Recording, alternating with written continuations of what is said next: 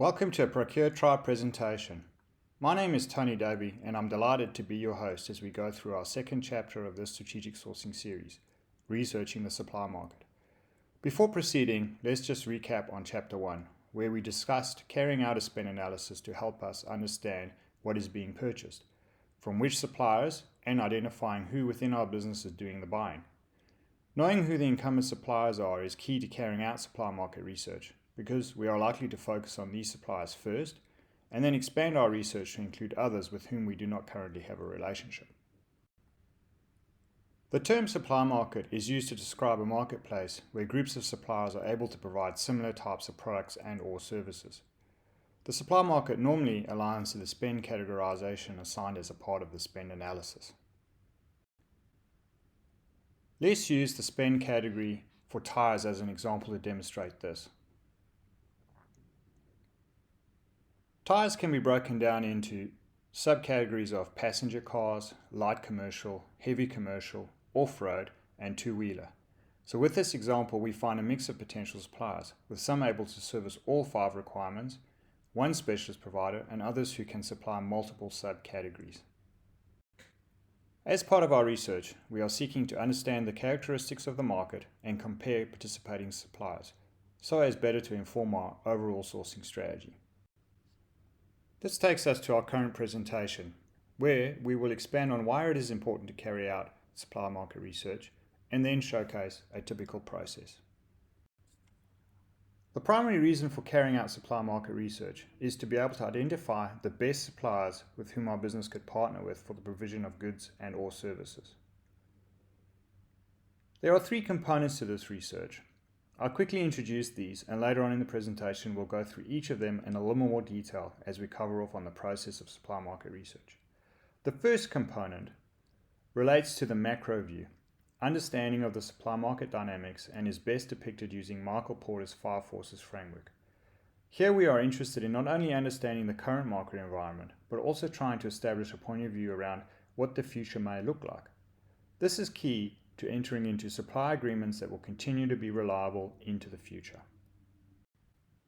We also want to compare the various suppliers and assess their strengths and weaknesses, and how they provide competitive advantage through differentiation. These differentiators are of interest to a buyer when they can be linked to a potential improvement in business performance. There is an exhaustive list of business differentiators, but most suppliers focus on a combination of offering innovative products, shorter delivery schedules, reduced pricing, and improved service levels to try and separate themselves from their competitors. Not all differentiators are measurable, and so it is our job to remain factual. An example is a claim by a supplier to have strong leadership, which can be subjective. We may only feel comfortable to report this if there is evidence, perhaps a leadership award from a reputable institution. The final aspect is to consider the supplier's perspective when establishing a true partnership.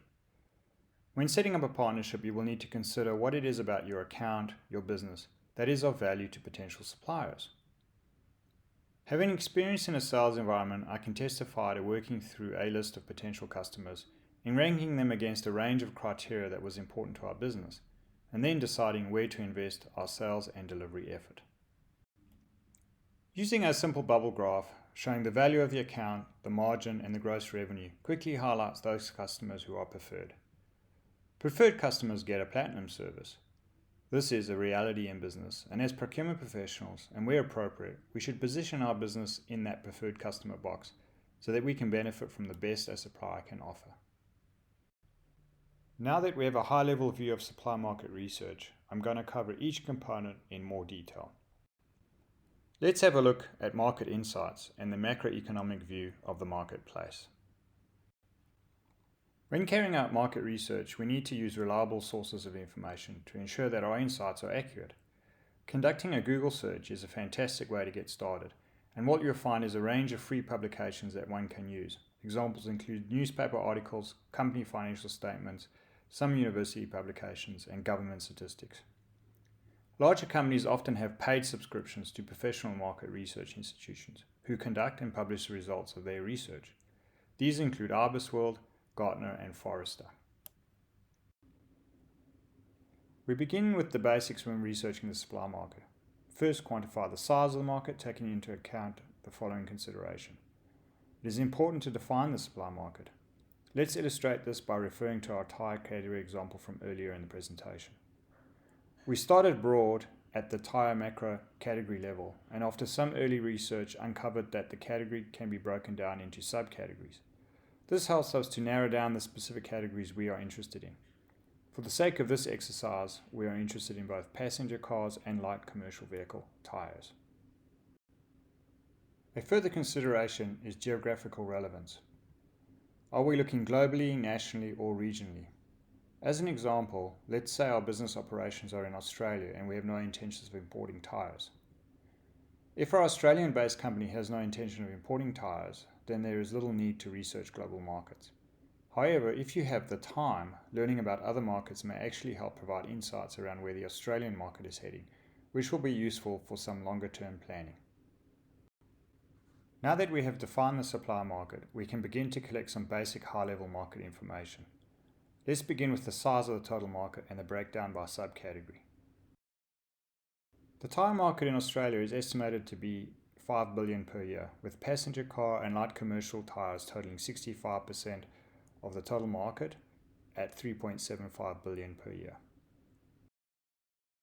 When we recut the data by supplier, we can see that the landscape is competitive with no dominant suppliers. This is an ideal situation should we decide to issue a tender, as we can expect many suppliers to participate and keep the bidding process competitive. After identifying the major suppliers, we should actively search current news articles relating to the supply market and its participants. Consider any advantageous insights that may better position our business and if there are any new developments that could impact market competitiveness, ultimately influencing our sourcing decision. Collecting data in relation to the importance of our business to the supplier is another input for our sourcing strategy. Comparing our volume of purchases to that of other customers is one data point, but it is not necessarily the only indicator. For example, a smaller buyer timing their tender release when the market is quiet could make theirs the biggest in the market at that time. Another trick for smaller businesses is to establish the importance of the account for the supplier representative. If it is a significant portion, then the supplier rep is likely to work hard to secure future business.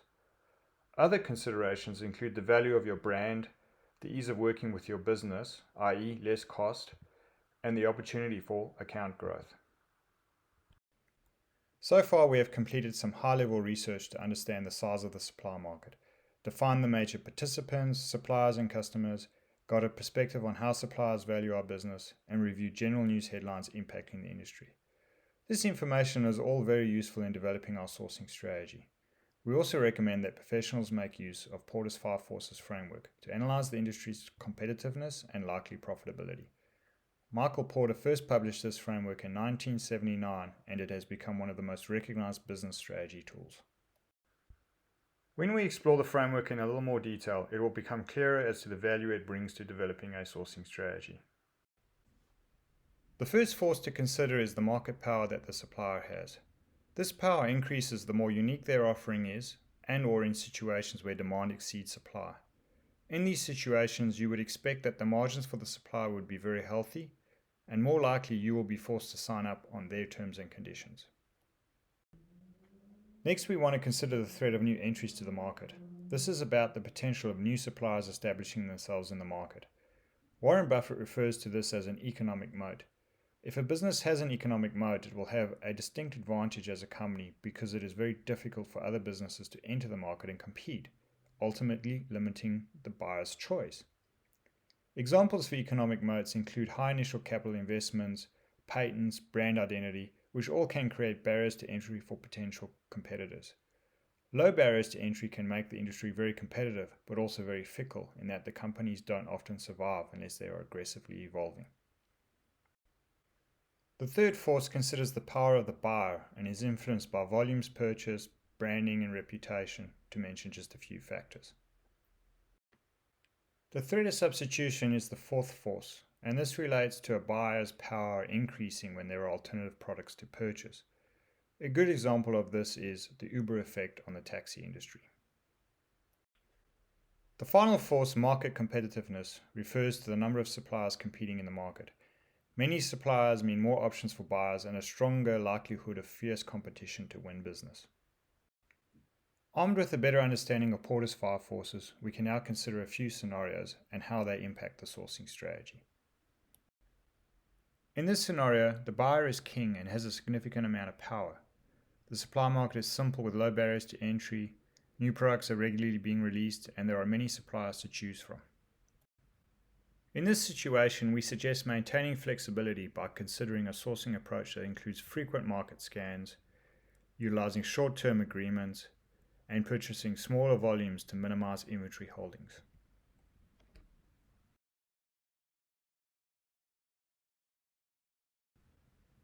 In the next scenario, we explore the opposite situation, where the supplier holds the position of power.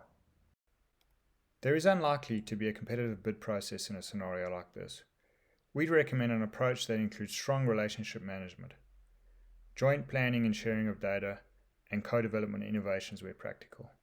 We'd also recommend longer-term supply agreements to mitigate the risk of supply shortages. If you should find yourself in a situation where you are working with a problematic king supplier, then we'd recommend a deleverage tactic that includes global sourcing to entice alternate vendors to enter the market. The two previous scenarios are both extremes and it would be rare to be competitively sourcing in either. So let's consider a balanced power situation, which is more common in a free market economy. Power will swing back and forth between buyers and suppliers over time, but at the end of the day, balance is required for our market to be sustainable. Competitive testing is well suited to balanced markets. Medium-term agreements offer many benefits, including reduced repeat sourcing effort and certainty for both buyers and suppliers. We also encourage joint planning and supplier relationship management for those critical and strategic vendors. I hope this gives you a flavor of how to use Porter's 5 forces. And so in the interest of time, we'll leave it at these 3 scenarios discussed and move on to the next topic. Our final activity when uncovering supply market insights is to map the end-to-end industry supply chain. This will allow us to gain visibility of potential risks faced by our suppliers and their suppliers, as well as possible entry points for us as a buyer. I'm going to return to our tire category example to showcase the mapping process. Modern tires are made up of approximately 25% natural rubber. This is predominantly grown in Malaysia and Indonesia and cultivated in forest, often on small farms. Local wholesalers travel around to the farms, collect the daily production and take it back to their warehouses where they consolidate and store the raw product. When there is enough crude rubber, the wholesalers sell the product to processors. The processors purify the natural rubber and pack it for sale to traders. This component of the supply chain deals with the natural rubber component. Other raw materials that go into making tires include various chemicals, fillers, and synthetic rubbers. Tire companies purchase these materials and the suppliers deliver them to their factories. The tires are manufactured in the factory based on customer orders and then shipped to dealers all around the world. Our business, which in this example is the end user, buys from dealers who deliver the tires to our warehouse, ready for the maintenance crew to put on our trucks. The supply chain does not end here. Old tires need to be discarded and are either dumped or sent to recycling facilities where they are turned into road building products. Knowing more about the supply chain raises a couple of interesting questions. Could we buy our tires direct from the tire factory and avoid the dealer margin? Also, how are we currently disposing of our old tires, because there might be value in selling them to a recycler? Detailed mapping out of the end-to-end supply chain can provide insights that help to identify both value and risk. The art in this exercise is about having a curiosity to ask lots of questions, to understand the perspective of multiple parties, and then to leverage that knowledge to enhance the sourcing strategy. Time for a recap. We've identified the correct supply market for our requirements, we have sized it, and we've determined our importance within that marketplace. We have also used Porter's 5 forces to understand the market power dynamics, and we've drawn further insights by mapping the end-to-end supply chain. We are now in a better position to provide some succinct market insights that will influence our sourcing strategy. In the next section, we will turn our focus to the specific vendors within the marketplace and look at what differentiates them. We want to examine each supplier and understand their strengths and weaknesses, what motivates them, their business strategy, and then ultimately begin to formulate a view on whether or not they would be a good supplier to invite to a potential sourcing event. There are two primary considerations. Firstly, if we were to proceed to a sourcing event, we would like it to be as competitive as possible for best results. The second consideration is we don't want to waste anyone's time, and so if we're convinced that a supplier is incapable of servicing our business, then we should not invite them to the tender. There is no set list of comparisons, and so you need to consider what is important to your business and what you have identified through your supply market research to date. A good starting point is to build on the following generic comparison criteria. Physical attributes, these include characteristics like size, geographic operating locations, and product range. Product characteristics, including specifications, accreditations, awards, investment in innovation. Health, safety, and environmental factors such as safety, performance, contribution to the community, and any other relevant media reports. Financial performance, in particular margins, debt, growth, and influence over its suppliers. It's a good idea to build out a comparison table, a simple list of potential vendors evaluated against various comparison criteria. In this instance, carrying out the exercise in advance of preparing a tender document will help to identify any additional questions you need to ask. Let's build out a table using our generic theme. Under the heading Physical, we've included such criteria as revenue, geography, where the supplier operates, the age of the business, where in the supply chain the supplier fits, and who their key customers are. Under product characteristics, we've included specification, how close does a product or service meet the requirements of our business, has the supplier been recognized with any industry awards, and finally, how much do they invest in research and development, which will give us an indication of their potential for innovation. Under HSE and financial performance, we've included HSE General simply requires an excellent, good, or needs improvement answer, but you can get more sophisticated if you want to include actual KPIs. Also, add a criteria around notable press. Under financial performance, we've included two metrics, profit margin and debt ratio, to provide some further insight into the supplier's financial well-being. We now have a template that we can use to pre-evaluate all potential suppliers we have identified through our research. Let's populate the table. Don't worry about reading all the detail. That's not the point. It's the process that is important. Of these 6 potential suppliers, we can see 2 that might be a concern: Supplier C and Supplier D. Supplier C has a debt ratio of 200%, which is quite significant for this industry and far higher than its peer group. Supplier D has a few shortfalls. They can only meet 75% of our product specification. Their HSE performance is only good, and they have a low profit margin.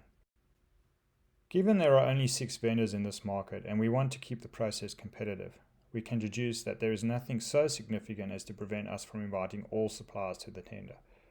We are now better armed with specific areas for further investigation during the tender clarification process.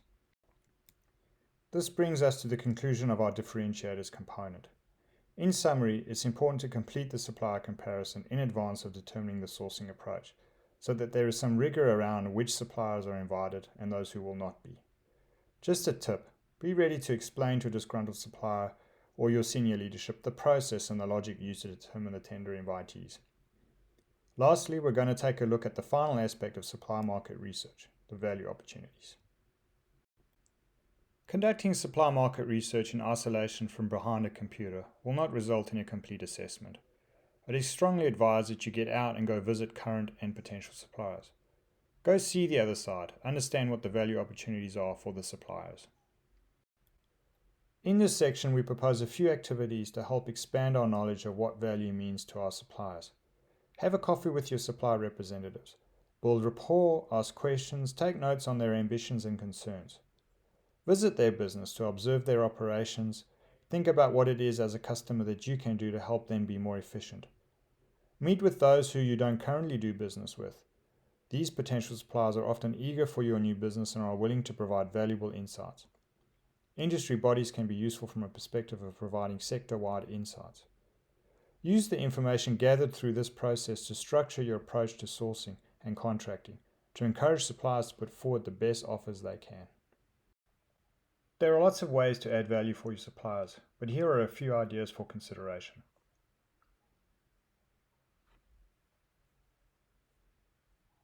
This now completes our supply market research, so let's summarize the key learnings. Supply market research is a key component of strategic sourcing and an essential activity for generating value-based insights and surfacing potential supply risks. We evaluated the market from three perspectives. At an industry level using Porter's 5 forces model to understand competitiveness, at a participant level where we examined differentiators, and then from a supplier's perspective where we built an understanding of what value means to them. Throughout the process, we were constantly looking for opportunities to increase competitiveness and get potential suppliers excited about our business. Approaching the supply market with respect and a genuine interest to unlock value for all parties is a big step towards securing the best a supplier has to offer. In our next presentation, Chapter 3, Sourcing Strategy, we will combine the findings from the spend analysis and the supply market research to formulate a sourcing strategy. Thank you for your time. I hope you enjoyed this Procure Tribe presentation, and I'm looking forward to hosting you again in future chapters.